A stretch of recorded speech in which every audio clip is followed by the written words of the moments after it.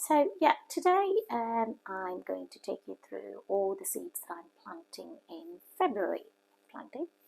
Sowing, all the seeds I'm sowing in February. So yeah, let's jump straight into the video. So this is my settle. So yeah, obviously you can see that it's a changing table for a baby. So I just thought, when I looked at it on Facebook Marketplace, I just thought, oh, it's perfect because it's got all these baskets where I can keep all my seeds, even my watering can at the bottom. I've got all my seed trays, everything. It has plenty of room at the top where I can put my huge bin for seed compost that I've already mixed, and it can put my seed trays. It has space for the seed trays, so I can just put on without any issues at all. And the only thing that I've changed is I've added some wheels at the bottom, so I can move them around wherever I want to. I mean, currently I've just set it up in the kitchen because the lighting is better here, and I'm just about to shoot a video. But normally I can just wheel around anywhere downstairs. I'm just hoping this summer I might be painting it with weather resistant paint.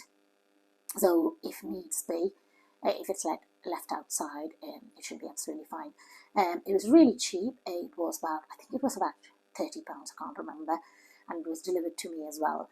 And I thought it's perfect because when I'm finished with it, like now, I don't leave a lot of mess around in the house. I can just push it to one side and that's it. So I hope this was useful for you. So let's see what we are going to sow today. Let's jump straight into what I'm going to sow. I've already shown you in another video about how I like to reuse these little punnet trays rather than big seed trays for sowing my seeds. And I've also managed to salvage these.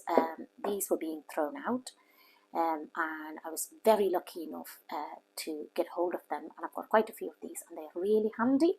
But I use these because it's very handy. It's really ideal, and it fits perfectly on my potting table here. So when I put my compost and water and everything, I pretty much contain the mess within the tray. So I have mixed already my compost here in this huge tub. So it's just nothing fancy. It's just ordinary compost that I bought from a superstore. Unfortunately, I don't have space for a massive composting bin. I do have a couple of small ones, but that won't be enough for my whole garden. So this is just a store-bought compost, but I've already added some perlite to aid drainage, and that's it. Nothing fancy. And so what we're going to do is we are going to fill our little punnet tray, and let's see what we are going to sow first. So I'm just gently patting it with my fingers to get into all the air pockets really, and then I'm going to water it well. So you just have to wait for a few seconds for the water to be absorbed well, and then you must water it well again. So you just want to make sure it's well saturated. If you make sure that your compost is really watered well before you sow your seeds, you'll find that you don't need to water in between up until the seedlings have come to a certain height really. So it's important that you water well before you sow your seeds. So the first one I'm sowing this month is Cabbage Greyhound. Now, my gardening guru is Charles Dowding, and I've been following him, to be perfectly honest. Yeah, if you are into gardening, I would say, he's literally one for you to watch out. Do subscribe because he's amazing. So I was watching a video about Calabrese, and Calabrese, cabbage, and all the brassicas really, and how to grow them, and he highly recommends this one. So I just thought I'll try it this year. This is the first time I'm sowing this. So this one is cabbage greyhound. So I'm just gonna, I'm not going to, I don't want a lot of them because I don't have a lot of outdoor space. So just gonna eyeball maybe, I don't know, I think there's about, I wanted about 20, but I think there's probably more than 20, about 30. It's not the end of the world. So I'm just trying to spread them out, but I'm not too bothered if they are too close to each other, because when I'm potting them on, I can always, prick them out and pot them on later. So I'm just gently sprinkling some compost on the top, and then I like to not go with the watering can after that. I like to go with a spray can to water them after I've done this, because sometimes they just sort of, like the compost tend to just push all the seeds to one side. So I like to avoid that, and I use just a spray can. So the next one I've sown is cauliflower all year round. I think I just picked this up from Wilco or somewhere. It was really great. The flower heads were huge, and it was pretty much looked after itself. There wasn't much issues at all. It was a really successful one for me from last year. So I thought I'll sow that one as well this month. So yeah, the next one I've sown is cauliflower all year round. So the next one we are going to sow is cabbice, and this is also recommended by Charles Dowding. So I just thought I'll have a go this year, because to be perfectly honest, my cabbages they were okay, but the cabbages that I sowed last year, I couldn't remember what the variety was. It was okay, but I really struggled with them last year. So I was really looking for something different this year. And when I watched the video of Charles Dowding, when he recommended greyhound and cabbice, I thought, yeah, I'll try that on this year. So again, I'm just aiming for about like 15 to 20 seedlings, and then hopefully when I pick them out, I'll have at least 10 decent seedlings. So yeah, the next one is cabbice. So fingers crossed, they will be a good variety. Like I said, this is the first time I'm trying these. So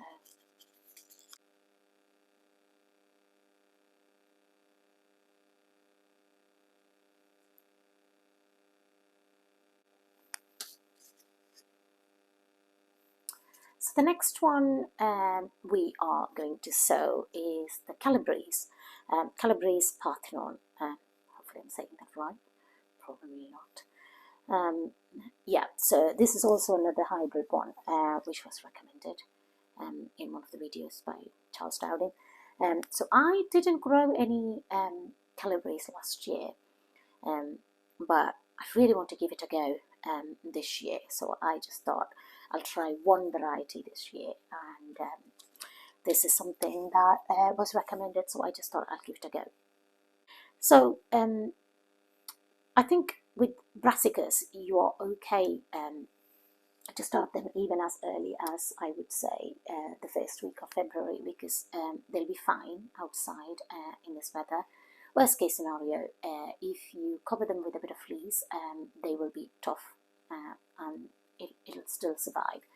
So you may have noticed, most of my seed sowing for February are brassicas really. So yeah, so the next one is Calabrese Parthenon. So we are moving on to module sowing. Some vegetables, you can grow them in modules, which means rather than just one seed, you can grow them in clusters, and that's called module sowing. It actually is, they don't mind, they sort of push out themselves, and they are quite happy growing like that. And if you are really pushed for space and you want more from your gardening, more from the space that you have, module sowing is perfect. And some vegetables, actually a lot of vegetables, are quite okay with module sowing. So the first one I'm going to grow is beetroot Boltardy. Now, Beetroot Boltardy is a very, very reliable beetroot variety out there.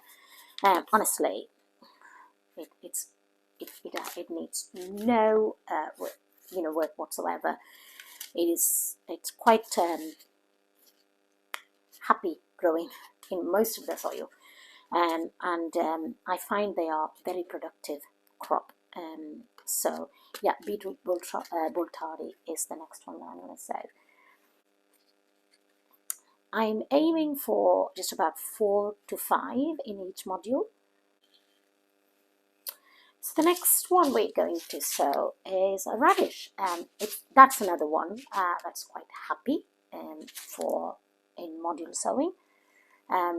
So yeah, the next one, I have, think I have 3 varieties. No, sorry, 2 different radish to sow today. Actually, I have 3, but I'm going to talk to you about something.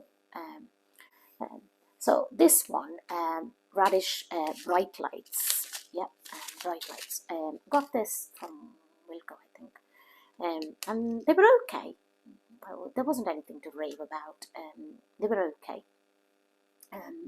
I mean, obviously, if you are doing gardening with children, this would be perfect because they are really bright. They come in gorgeous pinks, purples.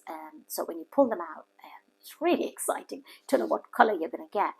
And it's quite exciting to sow with children. But when it comes to taste, I wasn't really, getting excited about the taste. It was okay. There wasn't anything wrong with it. But I just thought, instead of this, I would try 2 different ones this year. So this one is Radish French breakfast.